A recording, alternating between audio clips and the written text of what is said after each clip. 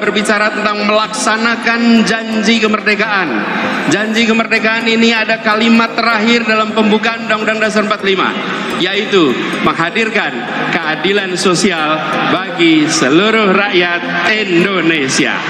Alhamdulillah, senang sekali pada hari ini bisa berjumpa dengan teman-teman semua. Hadir di tempat ini di ruang lapangan tenis indoor, nampaknya jumlah yang hadir lebih banyak daripada yang diduga. Barangkali berikutnya kita bisa pakai Jakarta International Stadium.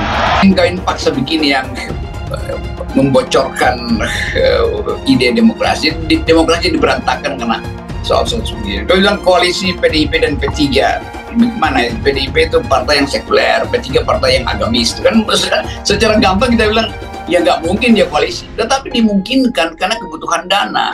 P3 kalau bukan Sandi yang jadi sponsornya, mana mau diterima sama PDIP?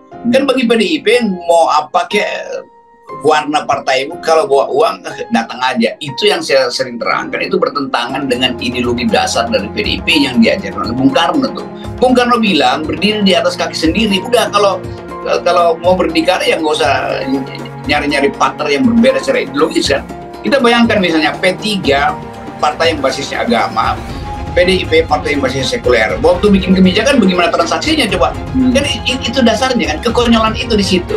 Tapi orang paham kok, loh yang datang ke PDIP kan bukan P3 tetapi Sandi. Yang datang apa? Ideologi Islam, bukan duit yang datang ke situ kan. Jadi ngaco langsung acara itu. Nah sebaliknya di Pak Prabowo lebih masuk akal karena Gerindra dan Golkar itu ya dua-duanya membutuhkan sinyal teknokratik. Gerindra jelas nasionalis dan berupaya untuk jadi partai yang modern. Partai yang modern butuh teknokrat. Nah Golkar itu mensuplai teknokrat. P3 kan gak ada teknokratnya tuh. Jadi bagi Prabowo mungkin ya apapun gue diam aja udah pasti lah orang datang ke gue kan. Jadi harga diri dan kepercayaan diri lebih kuat daripada Prabowo. Itu yang menyebabkan Erlangga batal untuk ujuk-ujuk AHY, Caimin batal untuk juga meyakinkan bahwa iman dia lebih tinggi dari iman AHY. Akhirnya dua-duanya pergi ke Gerindra tuh. Ya kira-kira gampang aja begitu kan. Jadi boleh juga dianggap bahwa ya udah stabilkan aja koalisi itu. Bahwa caleg capres Ganjar itu cawapresnya adalah Sandi. Udah ya resmikan aja walaupun itu semacam kawin paksa yang nggak keruan.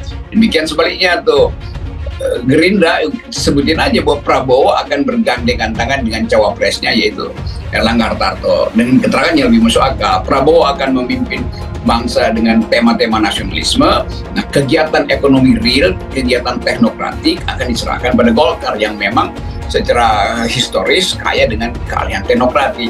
Jadi tergabung di situ kan. Jadi itu lebih masuk akal tuh. Dan yang kurang masuk akal adalah kalau Anies akhirnya dibatalkan justru oleh Nasdem. Karena Nasdem kan sebetulnya pada waktu awal kan menyebutkan 3 calon selain Anies.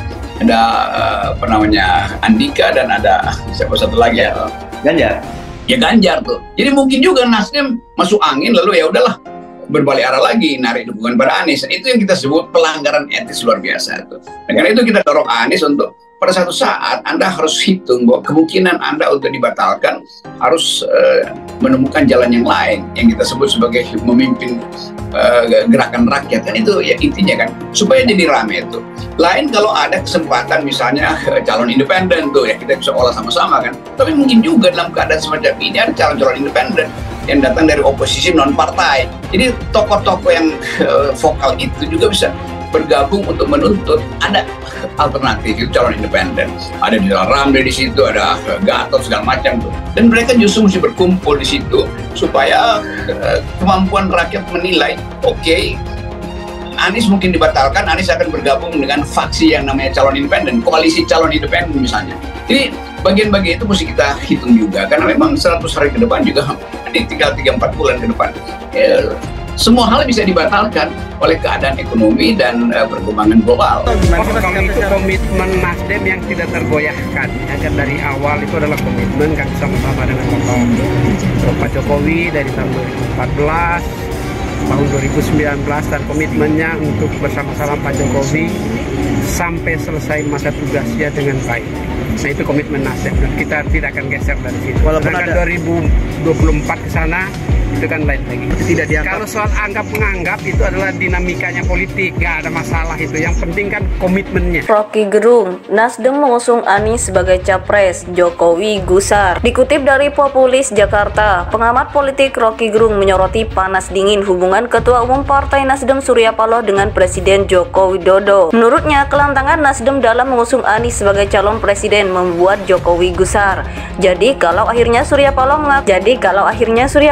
mengaku dia ada di dalam relasi yang paling rendah dengan presiden, yaitu benar, ujar Rocky dikutip dari kanal YouTube pribadinya Senin 8 Mei 2023. Namun Rocky menilai bahwa ini hanyalah soal tafsir pribadi terhadap peristiwa-peristiwa yang terjadi. Meskipun demikian, dia menyarankan untuk terus melanjutkan hubungan tersebut.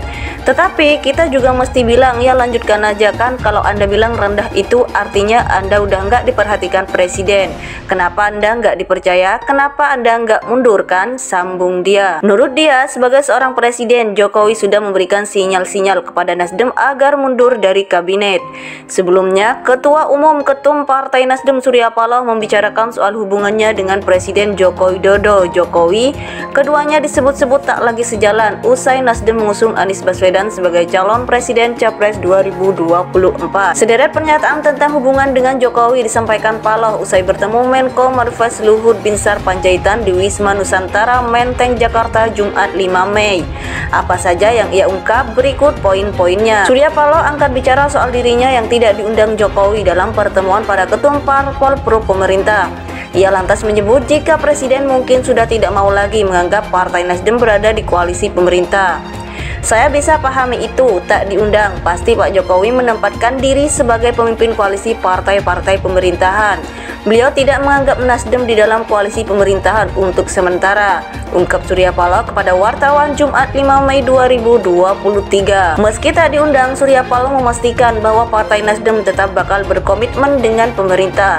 Ia juga menyinggung soal pengakuan Jokowi yang tidak mengajaknya dalam pertemuan para ketum parpol untuk berkoalisi. Namun, Rocky menilai bahwa ini hanyalah soal tafsir pribadi terhadap peristiwa-peristiwa yang terjadi.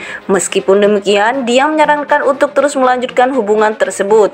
Tetapi kita juga mesti bilang, ya lanjutkan aja kan, kalau Anda bilang rendah itu artinya Anda udah nggak diperhatikan presiden. Kenapa Anda nggak dipercaya? Kenapa Anda nggak mundur kan? Sambung dia. Sederet pernyataan tentang hubungan dengan Jokowi disampaikan Paloh usai bertemu Menko Marves Luhut Binsar Panjaitan di Wisma Nusantara Menteng, Jakarta, Jumat 5 Mei.